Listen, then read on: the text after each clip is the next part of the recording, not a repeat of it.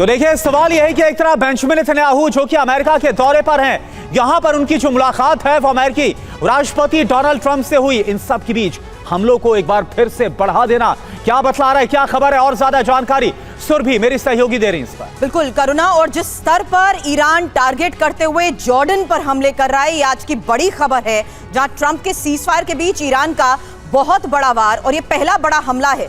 Jordan में अमेरिकी base पर बैलिस्टिक मिसाइलें दागी गई हैं। अमेरिकी बेस पर ईरान ने 5 बैलिस्टिक मिसाइलें दागी हैं और ईरान दावा कर रहा है कि 10 पैट्रियट मिसाइलों से हमला हुआ है। हालांकि अमेरिका दावा कर रहा है कि सभी मिसाइलों को हवा में तबाह कर दिया गया।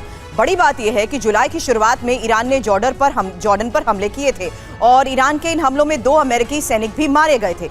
जवाब में यूएस ने ईरान पर 13 दिन तक हमले किए और अमेरिकी हमलों से ईरान में जबरदस्त तबाही मची है। अब संकेत साफ है कि ट्रंप एक बार फिर ईरान में भीषण हमले करेंगे। मेरे सहयोगी मनीष से मैं सबसे पहले अपडेट लेना चाहूंगी। मनीष, जॉर्डन सीधे जंग में नहीं है, लेकिन वहां यूएस बेस होने की वजह से ये एक और बड़ा एपिसेंटर बनता जा रहा है, ऐसा फ्रंट जहां सीधे अब ईरान और यूएस एक दूसरे पर वार पलटवार कर रहे हैं। बिल्कुल, देखिए, और उसकी वजह यह है कि जब पिछले हफ्ते ईरान ने जॉर्डन के अलसाती बेस पर अटैक किया था तो उस वक्त न केवल 2 अमेरिकी सैनिक मारे गए बल्कि 140 अमेरिकी सैनिक घायल हो गए। तो ये एक बड़ा नंबर था और ईरानियन को लगा कि वो एक लूप होल्स है, उस जगह पर अटैक करने से हमें ज़्यादा कामयाबी मिलेगी। और इस बार तो देखिए, मज़ेदार बात यह है कि अभी तक अमेरिका पहले ईरान पर अटैक करता था और ईरान जवाबी कार्रवाई करता था, लेकिन इस छोटे से ब्रेक के दरमियान ईरान की तरफ से यह अटैक किया गया। अमेरिका ने नहीं किया था अटैक, पहले ईरान ने अटैक किया है और जॉर्डन के बेस पर। जो दूसरी अहम बात है, पहले ड्रोन से वार हो रहा था, अब मिसाइल अटैक हो रहे हैं। बिल्कुल, उसका कारण यह भी है कि जॉर्डन का बेस जो है वो ईरान से काफी दूर है और बल्कि इजराइल के बेहद करीब है। मतलब जो बैलिस्टिक मिसाइल जॉर्डन के उस बेस पर पहुंचे थे, उसको इजराइल के किसी भी जगह पर पहुंचने में बस 1 मिनट और एक्स्ट्रा लगते। तो ईरान ने बहुत स्ट्रेटेजिकली इजराइल पर अब तक अटैक नहीं किया है, बाकी सब जगह पर अटैक कर रहे थे।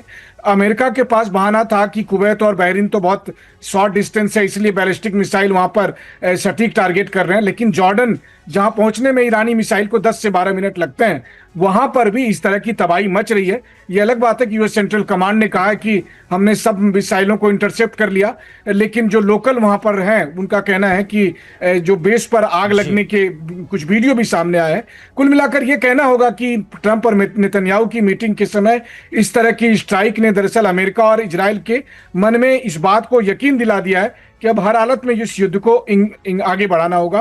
तो अब अमेरिका और इजराइल भी इसमें इंगेज हो। बिल्कुल, और ऐसे में इस बात का जब खतरा और अंदेशा है कि नेतन्याहू और ट्रंप क्या मिलकर एक बार फिर से 28 फरवरी जैसा संयुक्त तौर पर ज्वाइंट कोई अटैक कर सकते, इसके पहले क्या ईरान की तरफ से ट्रेलर दिखा दिया गया कि ऐसा करने के बारे में सोचना मत। इस पर भी बात करेंगे। एक और बड़ी खबर, ईरान ने जॉर्डन पर जो हमला किया तो अमेरिका और सऊदी अरब ने मिलकर इराक पर हमला किया और ईरान समर्थित गुट पर प्रहार किया गया। दरअसल इराक में जो हमला किया गया, जो ईरान समर्थित गुट है वहां पर हमला किया गया। ईरान के खिलाफ अमेरिकी सऊदी का ज्वाइंट ऑपरेशन, तस्वीर आप देखिए। इराक में ईरान समर्थित ठिकानों पर हमले हुए, हथियार और लॉजिस्टिक साइट्स को टारगेट पर लिया गया। 72 घंटे में 30 से ज्यादा ड्रोन हमलों के बाद यूएस की तरफ से बदला लिया गया।